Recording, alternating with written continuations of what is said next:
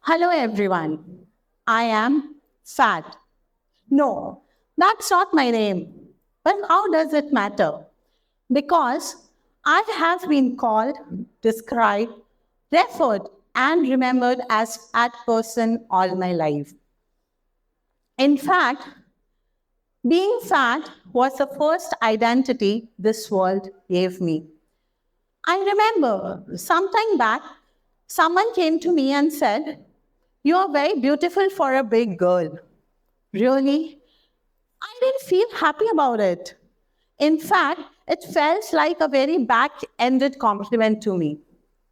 As a kid, I used to get really uncomfortable, sad, disappointed, disheartened, and sometimes emotionally overwhelmed too when people called me Moti, Tuntun, Sumo.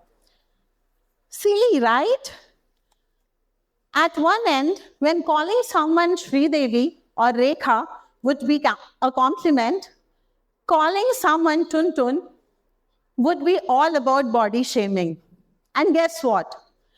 All Tuntun had to do to become a nationwide insult was to work hard, break the barriers, and make a place for herself in a pseudo-perfect film industry. Now, whose mistake was it? Mine, Tuntun's, film industries, or societies? How many of us even know the real name of Tuntun was Uma Devi Khatri? And she was the first ever female comedian of India. Not only this, she was a great actress and a playback singer too.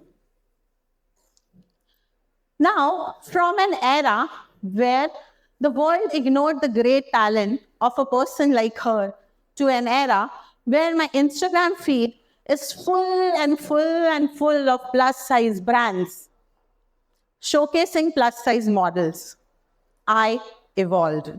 And my evolution is reflected in the society's evolution too, where they are now accepting people from different shape, size, gender, and color.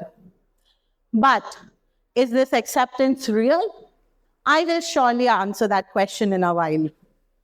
I'm sure most of you sitting in the audience would have seen a green tea brand releasing an ad recently where a fat female was seen chasing the bus, a school bus, and she was also fond of dancing. A short heightened girl was fond of doing yoga and she could do all the trending yoga poses. And a trans person working hard rigorously in the gym. A black girl walking like a queen on the ramp, and she was a fashion enthusiast. What was the central theme of this advertisement? It was being healthy is for all different people of different sizes, of different color, and of different genders. Now, if we go back to a few years ago, where another green tea brand showcasing one of the best, beautiful Indian female celebrity, inspiring flat tummies. While you drink green tea, you get flat tummies. I'm sure most of us would have tried that and failed miserably at it. So something changed, right, between that ad and this ad. What was it? The perceptions in the audience? The awareness of the audience? Or actually nothing changed? It was the smart marketeers like me who have been manipulating the audience by telling that beauty is outside in, by defining the beauty outside in. And what they are the same marketeers who once made a fair skin and a zero figure the trend. Showcasing plus size, curvy, dark skin, trans, gay, lesbian, non-binary, in the commercials have become a new trend, a new normal, and let me tell you, a new industry as well, which is worth 2.88, which is $288 million university, increasing with the rate of 5.8% every year. So something has definitely changed. What is that? I'll tell you, the labels. The labels like, oh, she is a plus size model. Oh, her curves are beautiful. Definitely a curvy model. Oh, what a bikini. And her size? Definitely a tortilla-shaped bikini model. A black-skinned girl? Definitely doing the brands which call her a dark-skinned model, a trans model, a lesbian model, an LGBTQI plus model. And surprisingly, there are a lot of beauty pageants which mushroomed up, designed specifically for these people. And a plus-size person like me, along with the others in the society, felt elevated. A song like Brown Mundia became a rare theme of brown pride. So, is this the acceptance? Is this the evolution we are talking about? I don't think so. Perceptions are definitely changing. Awareness is definitely enhancing. But when it comes to acceptance, no, my dear. Unfortunately, the world is nowhere close to the acceptance. If the acceptance was real, the fat bride of India would be as cool as the fat Indian wedding.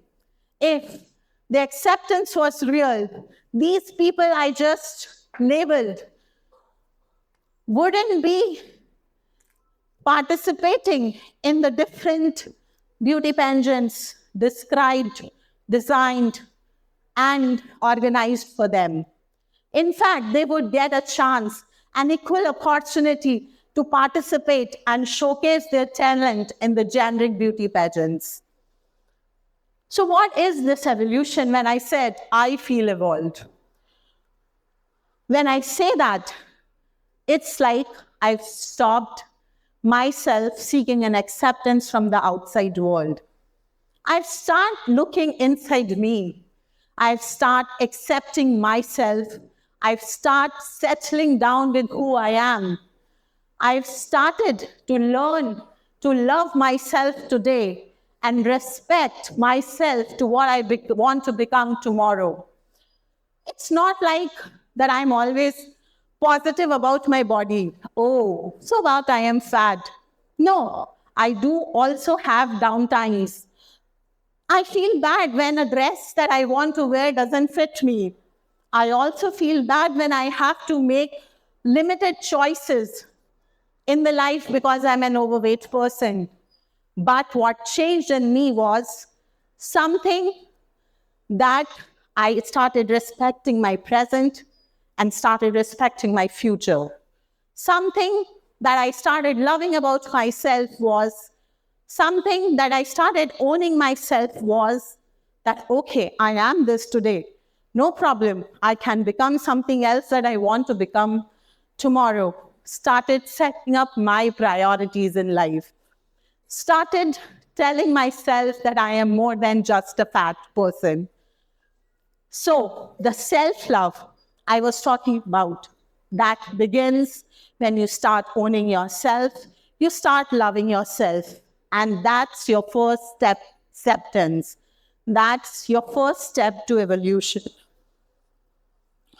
The real evolution will come when the dark-skinned girls will not be told to pick up the colors that suit their, pick up the colors that suit their skin tones.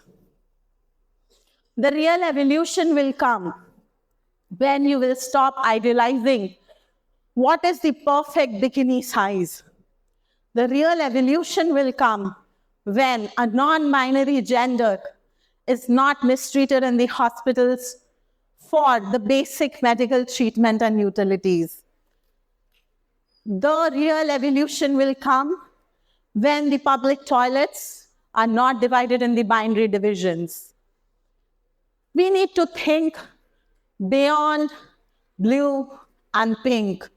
And when I say that, I also want to mention how we all are glamorizing, liking, following, and commenting all the gender revelations videos of the baby which is not even born.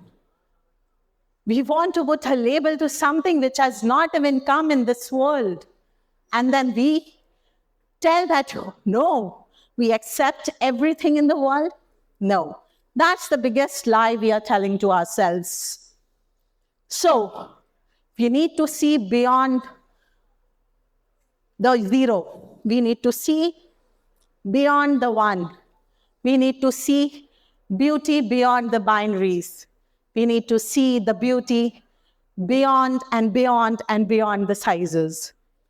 The real revolution will come when a plus-size person, or rather I would want to call an overweight person, doesn't have to struggle to find a diagnostic lab which is equipped with all the kind of machineries that can help them diagnose their osteoarthritis, their neuromuscular disorders. And mind you, let me tell you, when you go to doctor would tell you that obese population is the population with the highest number of such disorders. I see it as an irony. If doctors say that, why doesn't the diagnostic lab have that? It's because they think this small is the population of those people they do not want to invest for. But I say this small is the thought that they run their business with. So until and unless these marketeers, these businessmen, or rather I would call the gatekeepers of the society, does not stop sympathizing with such people and instead start supporting and empathizing with these people, I don't see evolution happening. I don't see acceptance happening. So when society is not doing for you, why don't you stand up for yourself? Stand up for yourself. Love yourself. Cherish yourself. Love your achievements. Tell yourself that you are more than just the size. Tell yourself that you are more than just the color. Tell yourself, it's my choice, the gender I want to pick, and not the people who define me with that gender. The real revolution will come when the society has the global vision of gender neutrality and body neutrality. Because you cannot be positive every time. You will be negative, right? So if you're loving yourself in the positivity, what about that negativity? That suppresses. And one day, it comes out like a volcano. And then all you have is the mental health challenges, anxiety, depression, and whatnot. Who is responsible for that? The society, where the acceptance is weak, the marketeers making the money, or you not equipped to love yourself. They will tell you about the importance of health, but become your trigger points. They will tell you why it is important to go out on a walk daily morning, but not understand how difficult it is with an osteoarthritis to walk that 1 kilometer. You go to a doctor and they will not want to tell you and diagnose you. The first thing that they say is, oh, it's the lifestyle, man. You really need to work on it. Sleep on time, eat on time, drink on time. But how? How is that possible in the competitive world that you are living? If the evolution was real, why aren't our medical services, which claims to be at the top right now, are evolved to see you beyond your size and beyond your color and beyond your gender? So my request today with this platform, talking to the audience, is that love yourself as much as you can and love others too. Also, Be a neutral person, neutral to your body, neutral to others' body, neutral to your choices, neutral to others' choices. And until that happens, until you feel that, okay, equality is the route to achieve that evolution, people with different shape, different sizes will not be treated well in this society. Thank you so much. Okay. And people who want to remember me more than just a fat person, I am Ankita Gupta, and my pronouns are she and her. I'm a marketeer, not like the ones you think, and also a student of EMRC, where I'm pursuing my PhD from in digital media. Namaste.